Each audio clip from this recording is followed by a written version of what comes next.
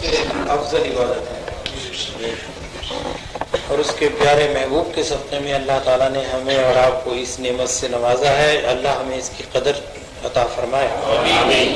اور وہ بے نیاز ذات ہے، اللہ تعالیٰ کی ذات بے نیاز ہے.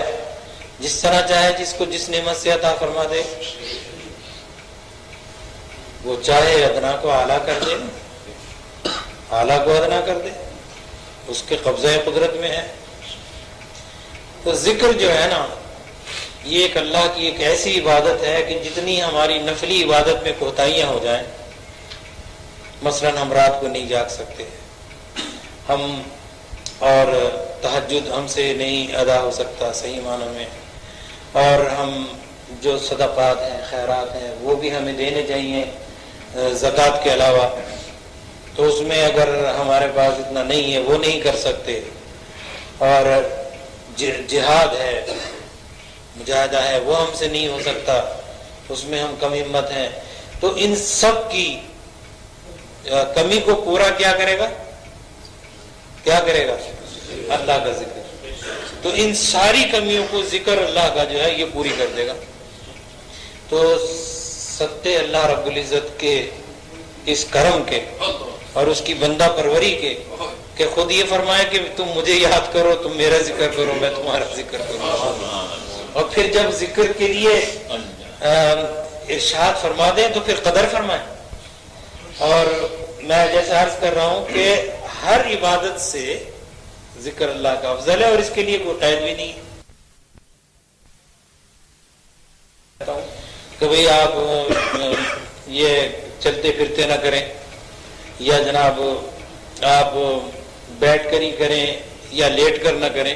تو اللہ تعالیٰ نے قرآن پاک میں سب طرح کی اجازت دے دی کہ وہ میرے بندے یذکرون اللہ قیاما وقعودا وعلی جنوبہم، کھڑے بھی، بیٹھے بھی، لیٹے بھی، ہر طرح میری یاد سے غافل ہیں.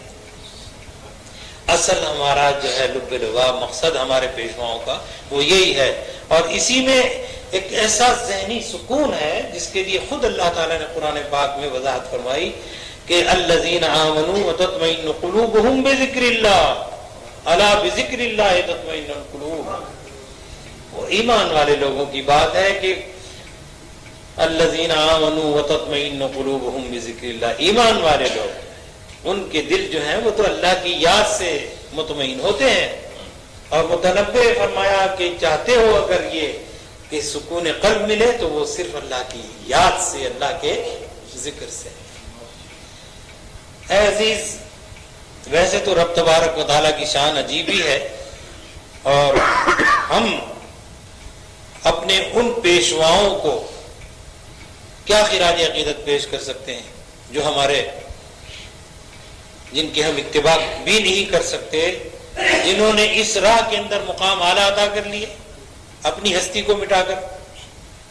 اللہ تعالیٰ ہمارے دل میں اپنے جو ہمارے پیشوا ہیں ان کا احترام اور ادب عطا فرمائے.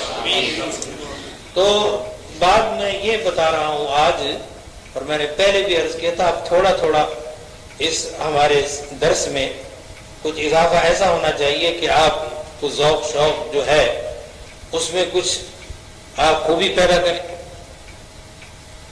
تو ایک تو میں نے یہ عرض آج کرنا ہے کہ جن کو لوگ دیوانے سمجھتے ہیں، اب ہر ایک ہی دیوانہ تو اللہ کا ذاکر اور عاشق نہیں ہوتا، اس کے لیے بھی نگاہ چاہیے. ایک درویش حکیم سنائی علیہ رحمہ گزرے ہیں. ان کا میں واقعہ آپ کو عرض کروں کہ کیا مجذوبوں کو بھی رب تبارک و تعالیٰ کی محبت اور عشق کے صدقے میں ان کی دعاؤں سے کیا عطا ہوتا ہے. تو یہ حکیم سنائی جو تھے، ان کے والد محترم کا نام تھا مخدوم. آپ نے سنا ہے کہ انہوں نے بڑے کلام لکھے ہیں فارسی میں، حکیم سنائی علیہ رحمہ نے. اور یہ کس کی دعا سے یہ ہوا وہ مجھے عرض کرنا ہے کہ کس طرح اللہ تعالیٰ جس کو چاہے عطا فرما دے. تو ان کے والد جو تھے ایک مجذوب سنیہ نام کے تھے، ان سے بڑی ان کو عقیدت تھی، اور وہ لوگ ان کو دیوانہ سمجھتے تھے، یہ چونکہ صاحب نظر تھے تو اس لیے یہ ان کی خدمت کیا کرتے تھے. ایک روز وہ جو مجذوب یعنی جذب والے جن کو لوگ بظاہر میں دیوانہ کہتے تھے، وہ بڑی محبت میں بڑے موج میں تھے. فرمانے لگے بھائی مخدوم تمہارے یہاں ایک بیٹا ہوگا اور وہ صاحب کمال ہوگا، صاحب ولایت ہوگا، اور علم و ادب میں بھی وہ اس کو شہرت حاصل ہوگی. بات گئی گزری ہو گئی. سنیہ مجذوب کا انتقال ہو گیا. ان کے جناب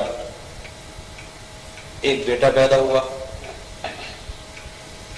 ان کا نام سنائی رکھا گیا ان سے نسبت سے اس مجذوب کی. بڑھتے رہے وہ، ان کی عمر کافی ہو گئی، بالغ ہو گئے.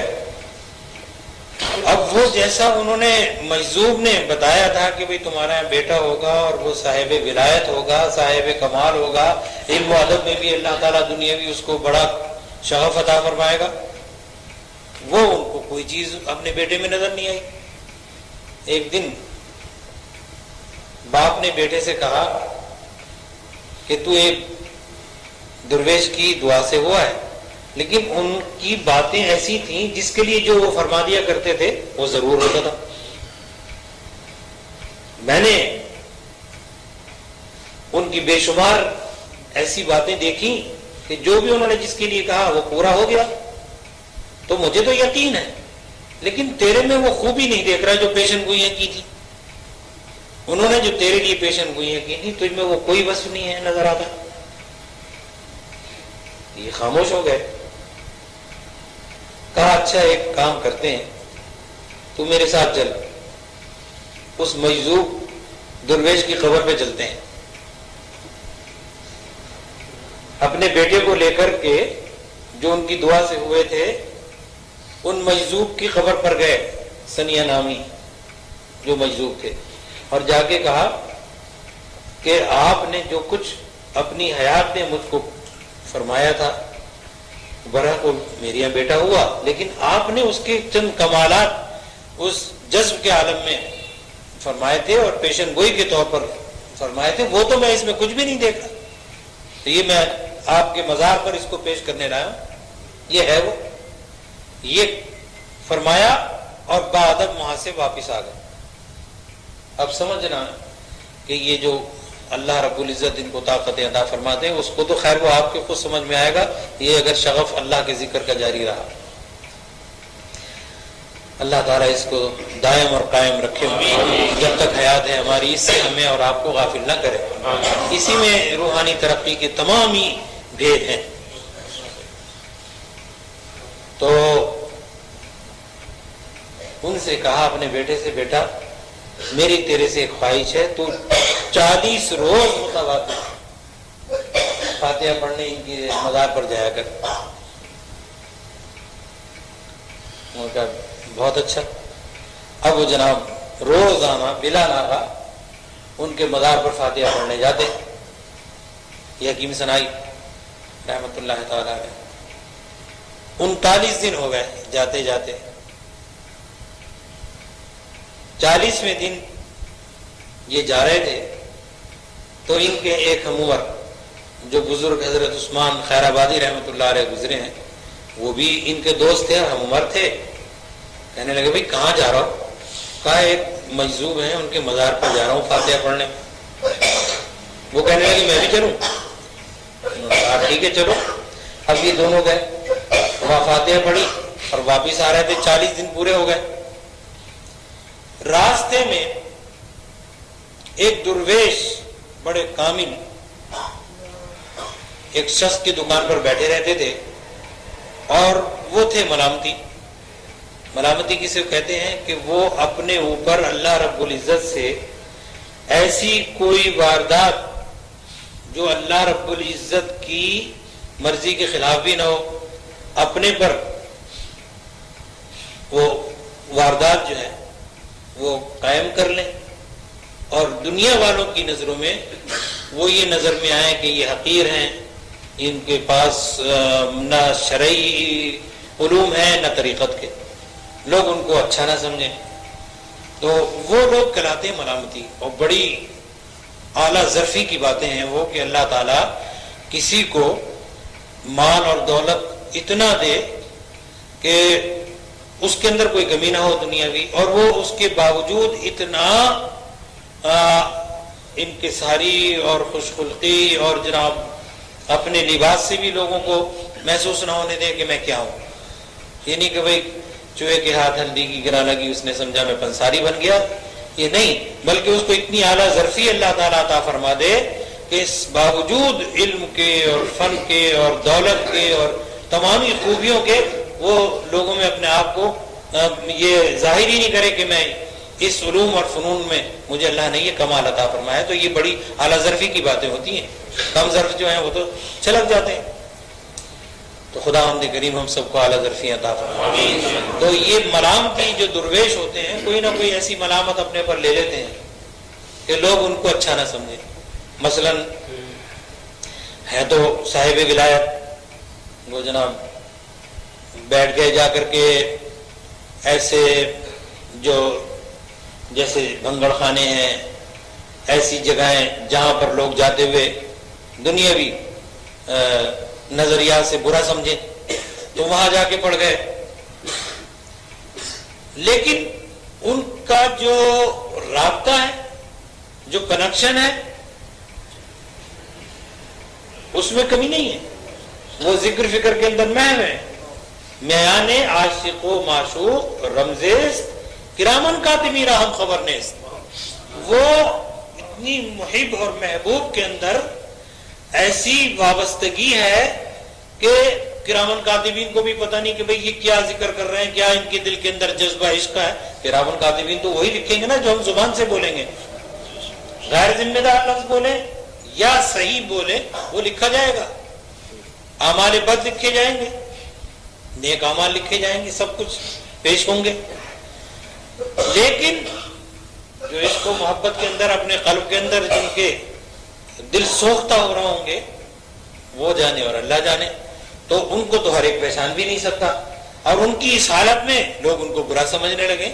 تو یہ ملامتی فقراء کا ایک گروہ ایسا بھی ہوتا ہے کہ لوگوں کی نظروں میں لوگ ان کو برا سمجھے، ان کے درجات بلند ہوتے ہیں۔ کوئی بہتان لگائے، اتہام لگائے، ان کو کیا معلوم کہ یہ واصل باللہ ہے، لیکن اس کے لیے بھی عقل چاہیے۔ وہ ہماری آپ کی جیسی عقلیں نہیں کہ ہم جس کو چاہیں جو کہہ دیں، وہ بھی کسی کی صحبت میں بیٹھنے سے حاصل ہوتی ہیں۔ یہ بڑی نعمت ہے صحبت اللہ والوں کی، آپ کی اور ہماری مطالعے سے اور ہمارے آپ کے تمامی جناب علی بڑے بڑے شغلوں سے صحبت بہت بڑی چیز ہے۔ تو جناب وہ درویش جو تھے انہوں نے دعا کی اللہ تعالیٰ سے، مجھے کوئی ایسا مرض دے دیجئے جس سے لوگ مجھ سے نفرت کرنے لگیں۔ تو ان کو اللہ نے ان کی دعا قبول کی، اور ان کو مرض کیا ہوا؟ جذام۔ جذام بڑا موذی مرض ہوتا ہے کہ جسم کے اندر زخم پڑ جاتے ہیں، ہاتھوں کی انگلیاں جھڑنے لگتی ہیں، پیپ اور خون بہتا ہے ہاتھوں کی پیروں کی۔ علمان الحفیظ آپ نے دیکھا ہوگا، جذامیوں کو اللہ تعالیٰ محفوظ رکھے، ان کے چہرے بھی بدل جاتے ہیں اور تمام اعضاء جو ہیں ان کے بالکل ناقص ہو جاتے ہیں، یعنی وہ معذور اور محتاج ہو جاتے ہیں۔ تو لوگ تو ان کو نہیں سمجھتے تھے وہ بڑے کامل درویش۔ بھئی یہاں کی جو تکلیفیں ہیں نا، اللہ والے سمجھتے ہیں کہ وہ جو تکلیف ہے ان کے لیے وہاں آخرت کے لیے باعث راحت بنتی ہے۔ ہم تو نہیں سمجھتے، ہم تو یہ سمجھتے ہیں اگر ذرا بھی ہم کو کوئی بخار آ گیا تو ہم نے کہا بھئی ہم ہی رہ گئے تکلیف اٹھانے کے لیے، اور جناب اگر کوئی اور تنگی آ گئی، فقر و فاقہ آ گیا، کوئی ہماری جو ہے دل کی دنیاوی جو ہے وہ مراد ہمیں نہیں ملی اور ہمارا کام نہیں بنا، بس معاذ اللہ سم اللہ ہمیں بچائے، ہمارے دل میں ہزاروں قسم کے شیطانی وسوسے آنے لگتے ہیں۔ تو وہ اللہ والوں کی بات نہیں ہے۔ اللہ والے تو ہیں ہی اللہ والے، ان کو تو اللہ کے نام سے تسکین اور اس میں محویت ہی ملتی ہے، ظاہر ہے اس لفظ سے۔ اب وہ جناب وہاں پر بیٹھے ہوئے، یہ جو دونوں چلے حضرت عثمان خیر آبادی رحمۃ اللہ علیہ اور حکیم ثنائی، ان کا بچوں ذرا بات تو سنو، جلدی آؤ ادھر۔ یہ دونوں دوڑے ہوئے گئے، اور بڑے ادب سے سلام کیا کہ حضرت فرمائیے، کیونکہ ان کو معلوم ہو چکا تھا لوگوں سے کہ بھئی درویش ان سے کوئی نہ بات کرنا. ان کے والد بھی خود صحبت یافتہ تھے بزرگوں کی. تو وہ جا کے ادب سے کھڑے ہو گئے، کہنے لگے بات یہ ہے کہ مجھے بھوک لگ رہی ہے، میرے لیے شوربہ اور نان لاؤ کہیں سے. اب ان بچوں کی دونوں کی جیب میں اتنے پیسے بھی نہیں. انہوں نے کہا بہت اچھا. اب یہ جناب بازار میں گئے، حکیم صنائی نے تو اپنا جو سر کا دستار تھا اس کو گروی رکھ کے کچھ پیسے لیے، اور انہوں نے اپنا جو جبہ تھا، عثمان خیر آبادی رحمۃ اللہ علیہ نے اس زمانے میں وہی لباس اچھا مانا جاتا تھا، تو انہوں نے جناب وہ رکھ کر کے کچھ پیسے لیے اور جناب وہ نان گرم گرم اور وہ شوربہ خریدا، لا کے ان کی خدمت میں پیش کیا. انہوں نے اس کے اندر اپنے ہاتھ سے خون پی بہرا ہے، روٹی کے ٹکڑے ڈالے اور شوربے میں اس کو خوب مسلا. اب وہ خون بھی بہ رہا ہے اور پیپ بھی بہ رہا ہے، اور وہ اس کو خوب مسل کے ایک جان کر دیا. کہا لو یہ کھا لو دونوں. انہوں نے جناب بلا چون و چرا بلا عذر فوراً جناب دونوں نے کھا لیا.